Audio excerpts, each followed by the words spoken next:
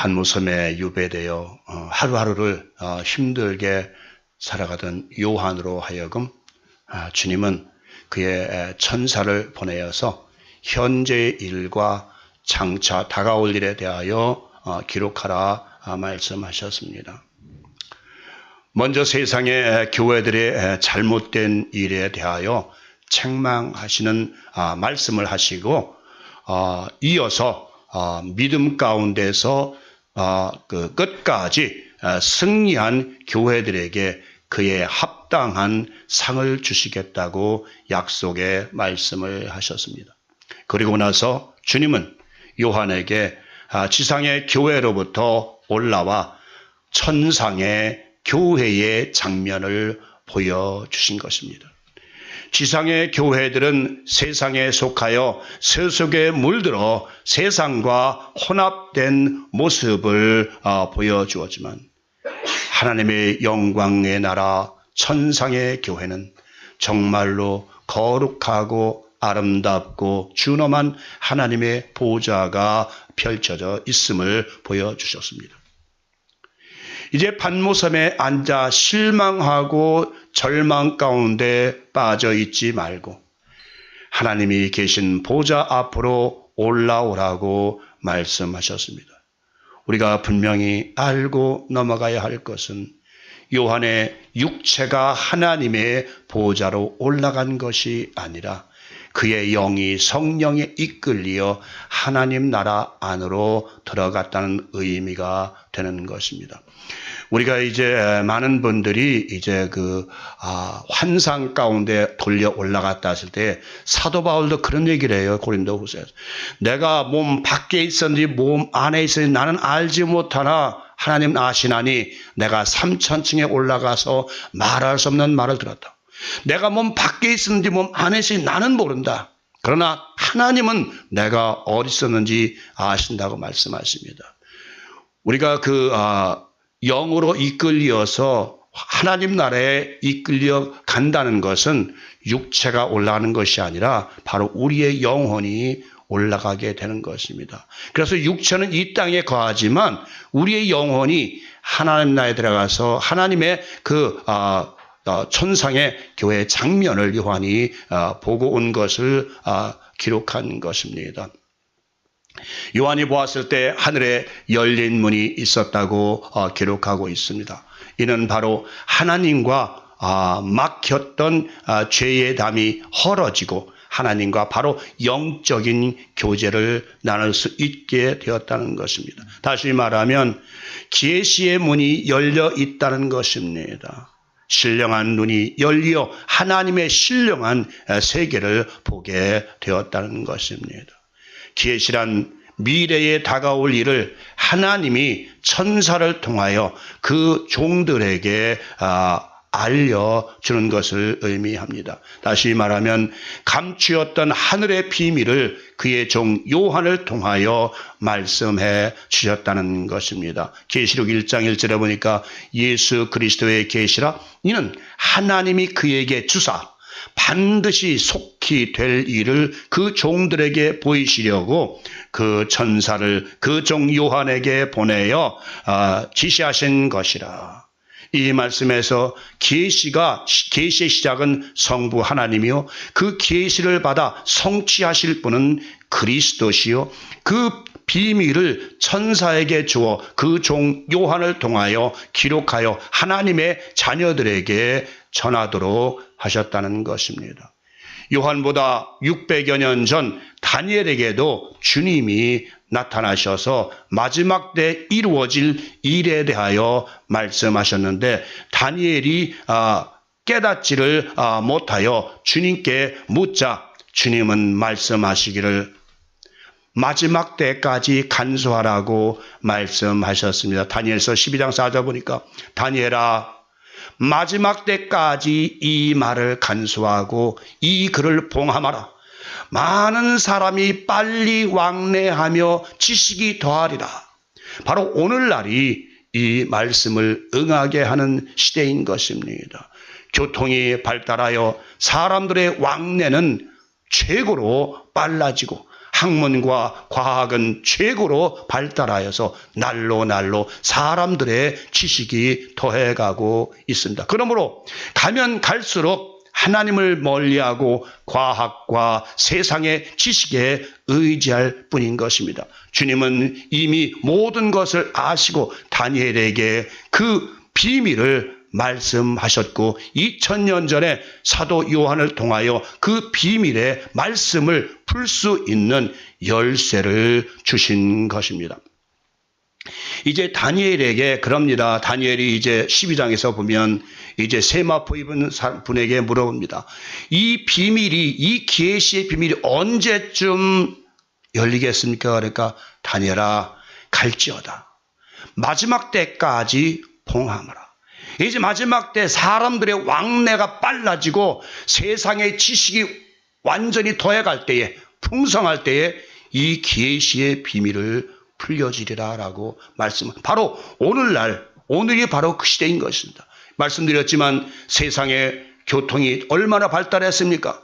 이제는 앞으로 한국과 미국이 비행기로 서너 시간이면 갈 수 있는 그런 비행기가 나온다라니 얼마나 세상이 빨라졌고 얼마나 사람들의 왕래가 바빠졌습니까? 그리고 세상은 얼마나 지식과 학문으로 넘치고 있습니까? 그러니까 사람들은 이제 하나님의 비밀을 멀리하고 세상의 과학과 학문을 의지하게 됨으로 말미암아 이제 하나님의 자녀들에게, 특별히 하나님이 남겨둔 하나님의 자녀들에게 하나님의 비밀을 알리시겠다고 말씀하신 것입니다. 엘리야가 이제 이세벨에게 잡혀가게 됐을 때에 하나님께 기도합니다. 하나님, 이제 내가 다 죽고 손자 다 나만 남았는데 나도 좀 잡아 죽게 되겠습니다. 그러니까 하나님께서 아니다, 내가 바알에게 무릎 꿇지 않은 7,000명을 내가 숨겨두었다라고 말씀하십니다.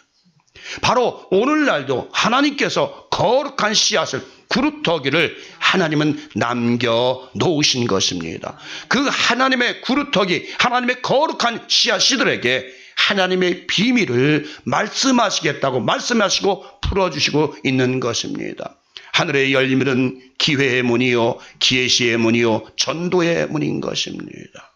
또한 우리 주님이 세례를 받으시고 물에서 올라오셨을 때도 역시 하늘이 열리고 하나님의 음성이 들렸다고 기록하고 있습니다. 마가복음 1장 10절 11절 보니까 곧 물에서 올라오실새 하늘이 갈라짐과 성령이 비둘기같이 자기에게 내려오심을 보시더니 하늘로부터 소리가 나기를 너는 내 사랑하는 아들이라 내가 너를 기뻐하노라 하시니라.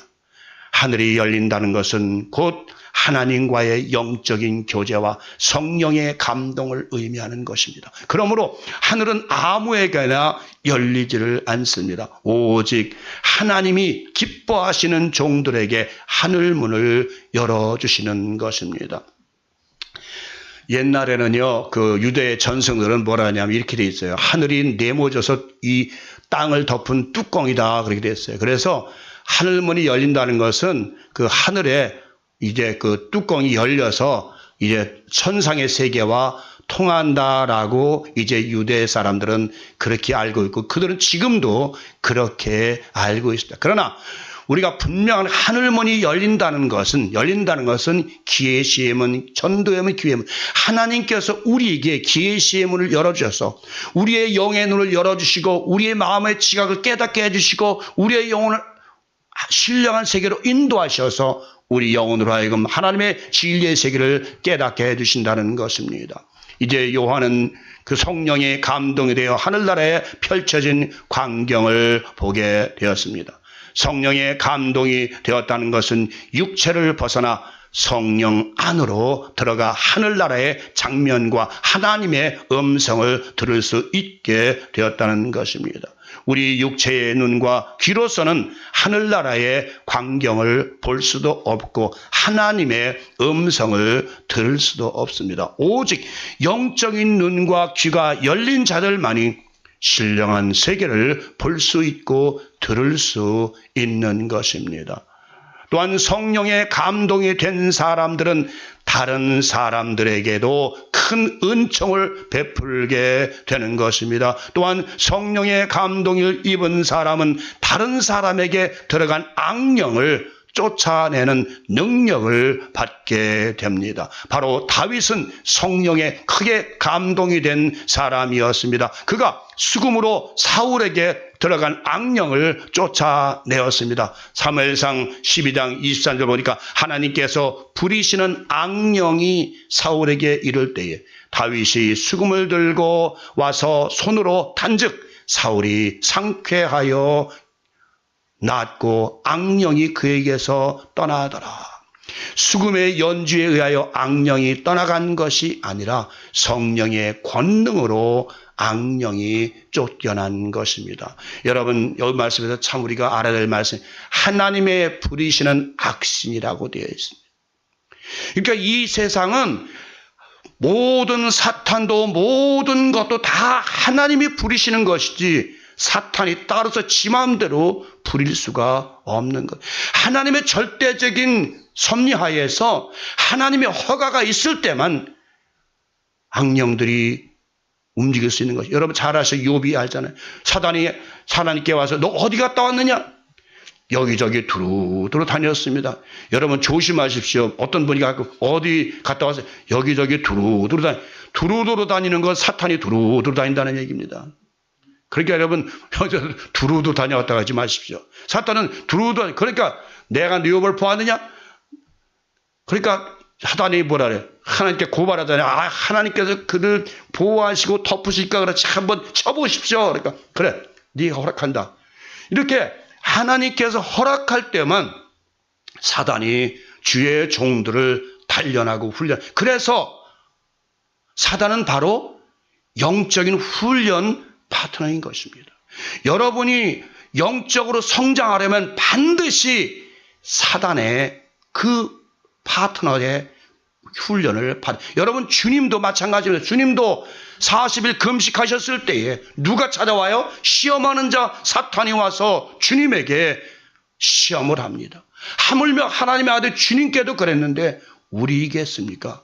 여러분 우리에게 핍박과 환난이 연단이 다가오는 것은 바로 우리를 영적으로 성장하시게 만들기 위해서 하는 것이지 우리를 아버지 괴롭히게 하기 위해서 만드는 것이 아니라는 것입니다. 그래서 우리가 한 번 어떤 환난과 역경을 겪고 나면 우리의 영혼이 성장함을 깨닫게 되는 것입니다.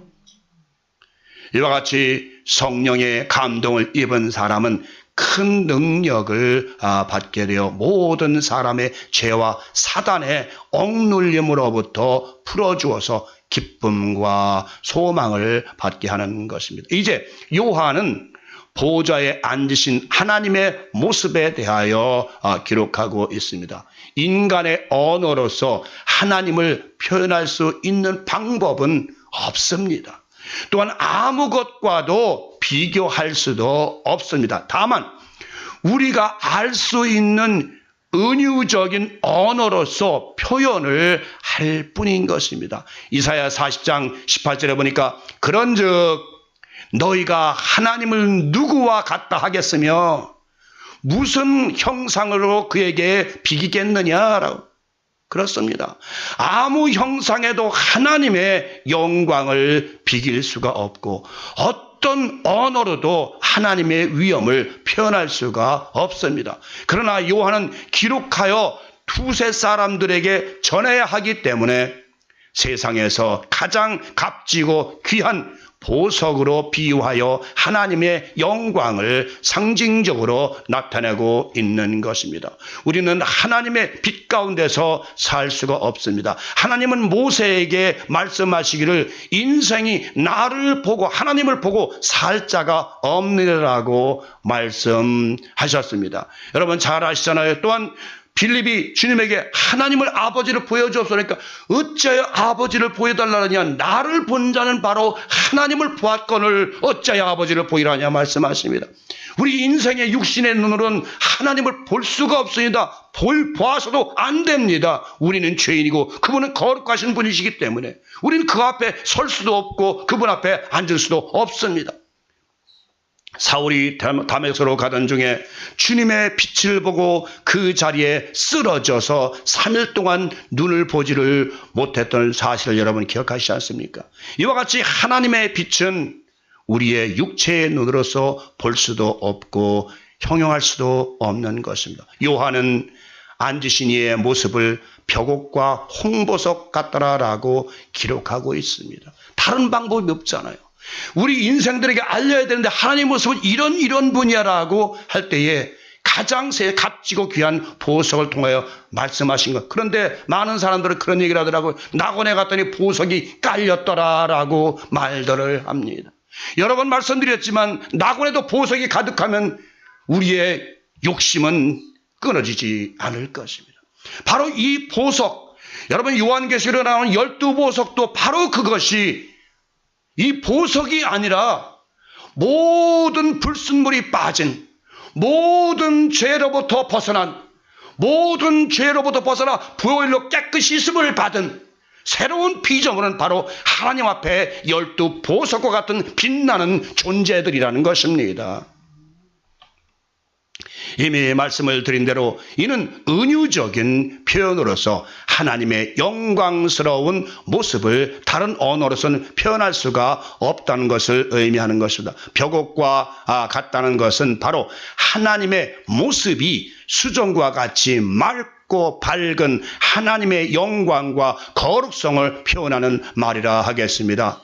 인간의 언어는 제한적입니다. 인간의 표현으로서는 모든 사물의 모습을 나타낼 수가 없습니다. 하물며 어찌 인간의 제한적인 언어로서 하나님의 극진하신 영광의 모습을 표현할 수가 있습니까? 여러분, 인간의 언어로서는 표현할 방법이 없어요.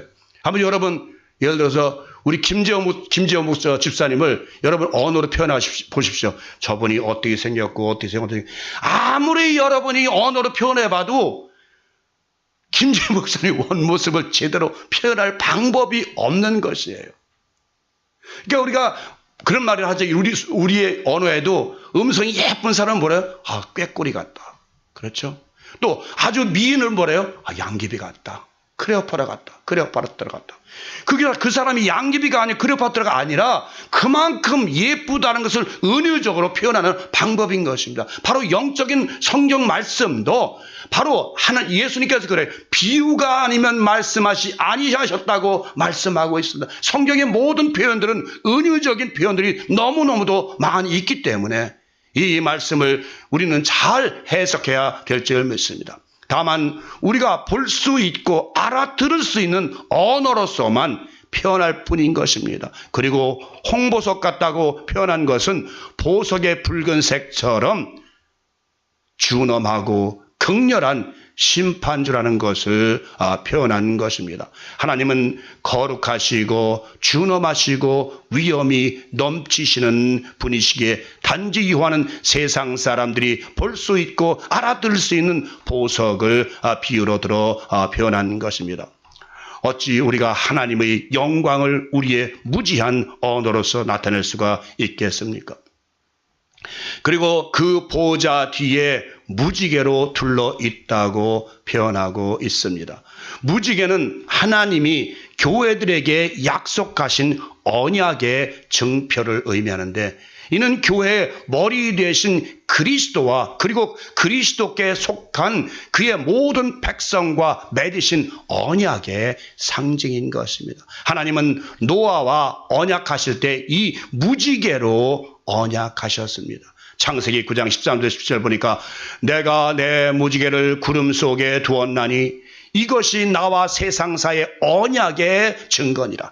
내가 구름으로 땅을 덮을 때에 무지개가 구름 속에 나타나면 내가 나와 너희와 및 육체를 가진 모든 생물 사이의 내 언약을 기억하리니 다시는 물이 모든 육체를 멸하는 홍수가 되지 아니할지라. 무지개가 구름 사이에 있으리니 내가 보고 나 하나님과 모든 육체를 가진 땅의 생물 사이에 영원한 언약을 기억하리라. 하나님이 노아에게 또 이르시되 내가 나와 땅에 있는 모든 생물 사이에 세운 언약의 증거가 이것이라 하셨더라. 여러분, 이 무지개, 왜 하나님은 무지개로 언약을 하셨습니까?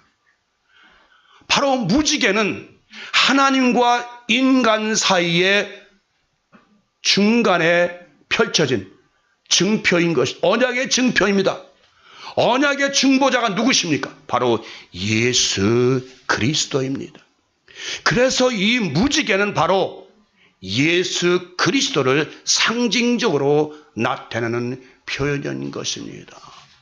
바로 하나님은 모든 세상에 속한 교회들과 언약을 세우셨는데 이 언약은 영원하다고 말씀하셨습니다. 그 무지개가 녹색이라는 것은 새로운 언약의 증표인 것입니다. 파란색은 모든 식물의 시작을 의미합니다. 또한 파란색은 다가올 희망의 상징적인 색입니다. 여러분, 참고로 말씀을 드리면 파란색, 여러분 성경에도 파란색, 흰색, 붉은색, 검은색 색들이 많이 나오고 있습니다. 여러분, 파란색은 바로 뭘 얘기하는 거예요? 봄을 얘기하는 것입니다. 시작을 모든 것은 파란색이 시작. 어린이를 뭐라 해요? 파란 싹이라고 우리는 얘기하고 있습니다. 그래서 이제 참고로 말씀드리면 봄은 파란색이요, 여름은 붉은색이요, 가을은 흰색이요, 겨울은 검은색으로 표현하고 있습니다. 그렇죠? 가을은 뭐라요? 희어져 추수하게 되었도다 라고 말씀하시고 있잖아요. 이 말씀은 스가랴에 기록이 되어 있습니다. 다음으로 보좌에 24장로들이 앉아있다고 기록하고 있습니다. 24장로들은 일단 바로 구약에 속한 교회들과 신약의 교회의 대표들을 의미하는데 구약의 12지파요 신약의 12사도를 의미하는 것입니다.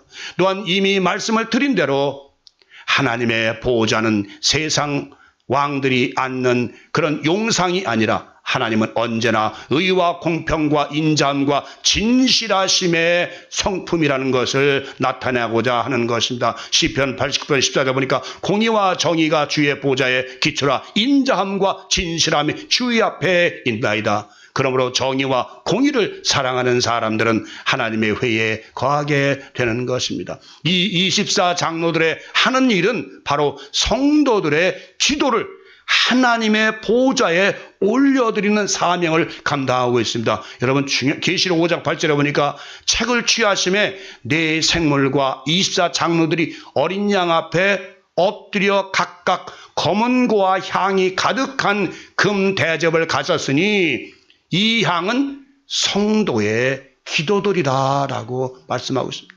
우리의 기도는 바로 향이라고 표현하고 있습니다. 향은 오로지 위로만 올라갑니다. 그러므로 우리의 기도 역시 하늘 보좌로 올리워지는 진실한 기도가 되어야 하는 것입니다. 여러분, 우리의 기도가 하늘에 올라가자면, 하늘 보좌에 상달되자면 우리의 기도가 향이 되는다는 것입니다. 아름다운 향기로운 향의 기도가 되어야 하늘 보좌에 올리워진다는 것입니다. 그리고 이들이 흰옷을 입고 있다는 의미는 그들의 죄악을 어린 양의 보배 피로 모두 씻고 난 변화된 실존, 곧 자신들의 거룩함과 성스러움을 보여주는 의의 옷을 입었다는 것을 의미합니다. 또한 그 장로들의 머리에 금면류관을 씌워졌다는 것은 모든 환난으로부터 승리를 한 성도들에게 주시는 왕 같은 권세를 의미하는 것입니다. 또한 면류관은 여러분들이 전도를 하여 하나님의 백성이 된 사람들이 바로 여러분들의 면류관이라고 성경은 기록하고 있습니다. 데살로니가전서 2장 19절 20절 보니까 우리의 소망이나 기쁨이나 사랑의 면류관이 무엇이냐? 그가 강림하실 때 우리 주 예수가 앞에 너희가 아니냐? 너희는 우리의 영광이요 기쁨이니라 라고 돼요. 여러분들이 전도해서, 여러분들이 인도해서 하나님의 성도가 된 그들이 바로 여러분들의 영광이요, 그들을 통해서, 그들 때문에 여러분들은 이제 천국에 들어가면 왕 같은 권세를 받는 그런 훌륭한 대접을 받는다는 것입니다. 하나님으로부터 세움을 받은 장로들은 바로 모든 사람들을 옳은 대로 돌아오게 한 사람들인 것입니다. 여러분들이 전도하여 하나님의 거룩한 성도들이 된 사람들은 여러분들의 면류관이요 영광이요 기쁨인 것입니다. 이제 보좌로부터 번개와 음성과 내성이 들렸다고 기록하고 있습니다. 이 말씀은 출애굽기를 인용한 말씀입니다. 모세와 이스라엘 그 백성들이 시내산에 이르렀을 때에 큰 나팔 소리와 함께 번개와 우레가 함께 울렸다고 기록하고 있습니다. 하나님의 음성을 알아듣지를 못하는 사람들에게는 바로 그 음성이 번개와 우레 소리로 들려지는 것입니다. 다시 말하면 두렵고 무서운 소리로만 들려지는 것입니다. 요한복음 12장 28절 30절에 보면 이렇게 되어 있습니다. 아버지여 아버지의 이름을 영광스럽게 하옵소서 하시니 이에 하늘에서 소리가 나서 이르되 내가 이미 영광스럽게 하였고 또한 다시 영광스럽게 하리라 하시니 곁에 서서 들은 무리는 천둥이 울었다고도 하며 또 어떤 이들은 천사가 그에게 말하였다고도 하니 예수께서 대답하여 이르시되 이 소리가 난 것은 나를 위한 것이 아니요 너희를 위한 것이니라 라고 말씀하십니다. 여러분이 그러니까 이런 말씀을 또 드리면 또 이 테이프를 듣는 분이 또 저한테 어떤 말씀을 더 할지 모르겠지만 하나님의 음성을 여러분들이 들어보신 분이 있을지 모릅니다. 그러나 하나님의 음성은 우리들에게 어떤 다정한 아버지 같은 음성, 그런 음성이 아니라 여러분이 정말 이 번개와 음성과 뇌성이라고 말씀하십니다. 바로 우리는 죄인들이기 때문에 하나님의 음성을 들을 때 두렵고 떨림으로 들을 수밖에 이스라엘 백성들이 하나님께서 큰 나팔 소리가 우리의 번개니까 모세에게 뭐라고 합니까?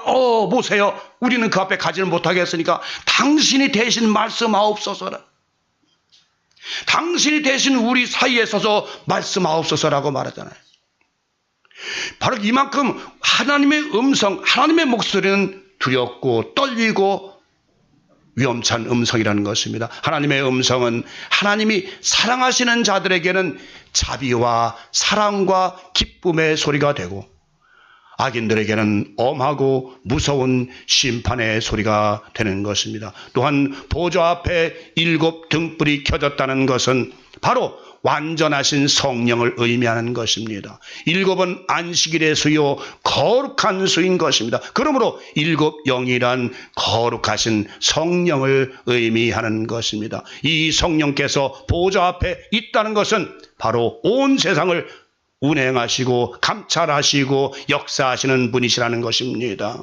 보좌 앞에는 수정과 같은 유리 바다가 있었습니다. 이는 마치 구약의 성전에 있던 유리 바다를 연상케 하는 것입니다. 제사장들이 봉사하기 전에 반드시 이 유리 바다 큰 대야에 담긴 물로 씻어야 했던 것입니다.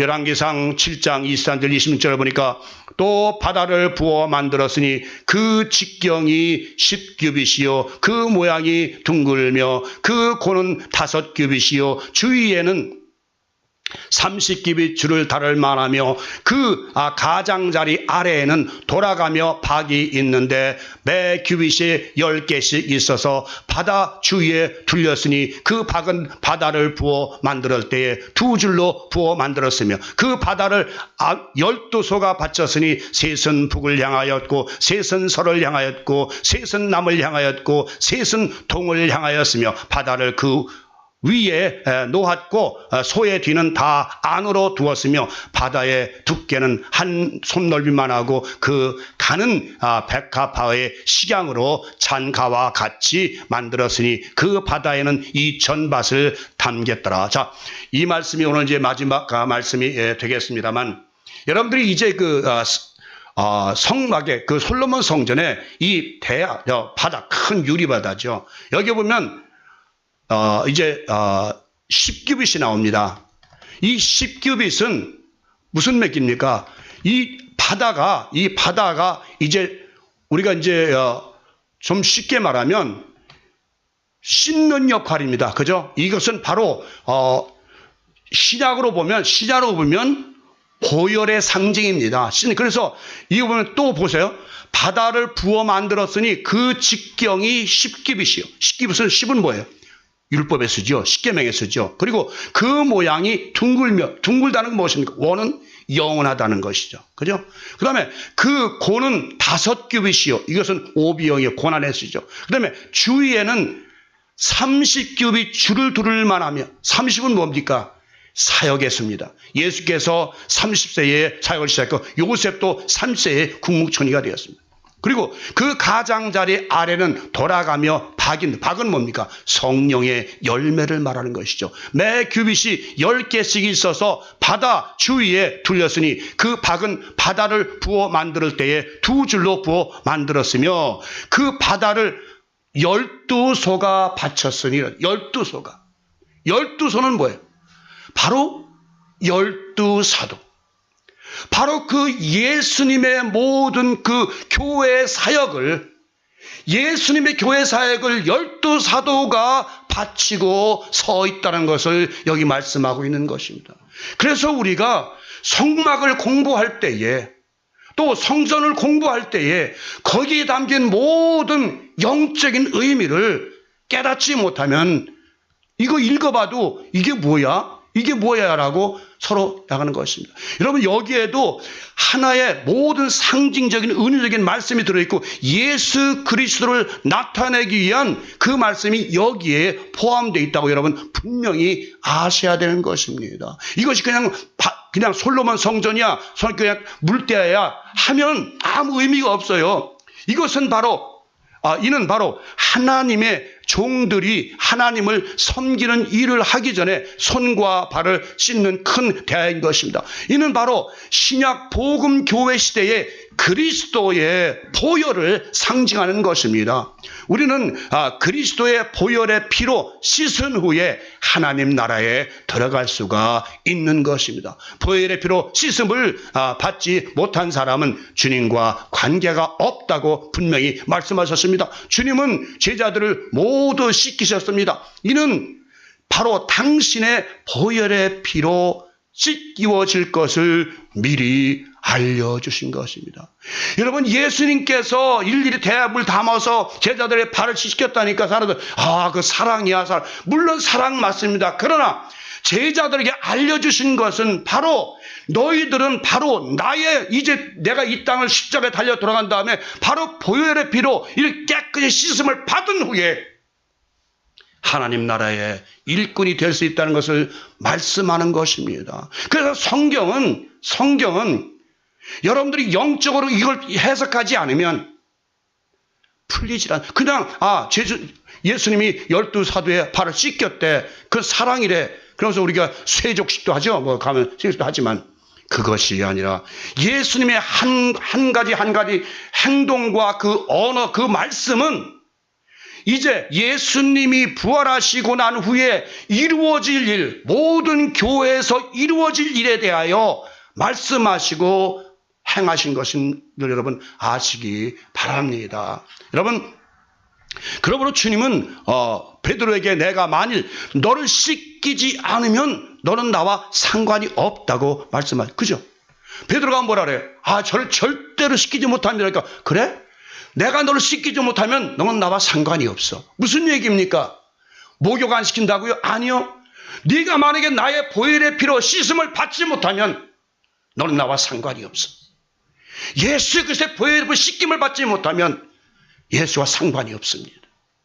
여러분 자신도 저도 여러분도 이 유리 바다를 통해서 그 옛날에 제사장들이 발 씻고 손을 씻는 그 유리 바다는 바로 예수 그리스도의 보혈의 피로 상징으로 나타나요. 지난번에 수요일날 설교 드렸지만 바로 6개의 동에 들은 물이 포도주로 변했습니다. 포도주로 변했습니다. 이건 역시 하나님께서 그냥 포도주를 만들어준 것이 아니라 바로 주님께서 흘리실 그 보혈의 피를 상징적으로 나타내는 말씀인 것입니다. 그래서 구약의 모든 말씀이나 모든 말씀들은 예수 그리스도가 이 땅에서 오셔서 십자가에 달리시고 부활하실 것을, 그리고 부활하신 후에 교회들이 이 땅에서 하나님의 영광을 나타낼 모든 계시의 말씀을 상징적으로 은유적으로 나타내는 말씀인 것입니다. 바로 계시록 역시 우리 많은 사람들은 종말 얘기합니다. 종말에 무슨 어떤 그것이 문제가 아니라 이 성경 말씀은 하나님의 자녀들에게 주시는 말씀이요, 세상 사람들에게 주는 말씀이 아닙니다. 하나님의 자녀들에게 너희들이 과연 어떻게 살아야 하나님의 몸 되신 교회가 아름다운 교회, 복음적인 교회, 은혜스러운 교회, 거룩한 교회로 될 것을 말씀하시고 계신 것입니다.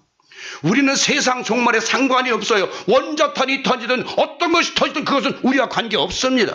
우리는 다만 이곳에서 하나님께서 주의 예수 그리스도의 보혈의 피로 우리가 씻음을 받았기 때문에 우리는 이제 누구와? 주님과 관계가 있고 주님의 지체이고 주님의 자녀들이고 주님과 한 몸이 된 연합체가 되었다는 것입니다. 이 보혈로 씻음을 받지 못한 사람은 절대로 주님과 연합이 될 수가 없습니다. 그러면 보혈로 씻음을 받았다는 그 증거는 무엇입니까? 예수 그리스도의 피가 여러분과 저를 씻었다는 증거는 무엇입니까? 그것은 바로 여러분 입에서 하나님에 대한 시와 찬미와 찬양이 늘 흘러 넘쳐야 되는 것입니다. 여러분, 또 말씀드린 신부 성 프란시스가 찬송이 뭡니까? 33장을 주셨습니다. 그는 하나님을 찬양하는 시로 매일 온 천하 만물 우러러 우리 무려 찬양하라. 그저 새들아 찬양하라, 나무들아 찬양하라, 씨름으로 찬양하라, 우리도 찬양하라. 여러분들이 하나님께 드릴 것이 무엇 있습니까? 돈을 드리들 받습니까? 무엇을 드리겠습니까? 여러분들이 찬양 하나도 좀 바르게 크게 하라면 찬양도 안 하려고 무엇을 하나님께 드릴 것입니까? 우리가 드릴 것은 하나님께 대한 찬양이요 시와 찬미와 기도뿐인 것입니다. 무엇을 드릴까요, 여러분이? 여러분의 주신 입술로, 여러분이 주신 혀로, 여러분이 주신 음성으로 이제부터는 날마다 주님에 대한, 하나님에 대한 찬양과 시가 넘쳐 흐르시기 바랍니다. 정말 여러분이 입술을 통해 혀를 통해서 다른 소리가 나오지 말고 이리 갈까 저리 갈까 차라리 돌아갈까 그런 노래가 아니라 이젠 정말 예수 그리스도가 나의 구주고 하나님이 나의 아버지시라는 것을, 그리고 나는 이 땅에서 온 천하 만물과 함께 하나님을 찬양하고 주님을 찬양하는 그런 존재로 되게 해달라고 기도하시고 찬송하시기 바랍니다. 그럴 때 여러분에게 축복이 이른 그의 나라와 그의 를 먼저 구하는 자들에게 주님께서 모든 것을 더하신다고 분명히 말씀하시지 않았을까? 여러분이 구할 것 다 아십니다. 여러분이 다 아십니다. 여러분, 시간이 가면 모든, 아침에도 제가 말씀드리겠습니다만 우리 사람한테 그런 얘기를 했습니다. 시간이, 사람들은 이 세상에서 가장 스트레스 받는 게 뭐다? 시간이다.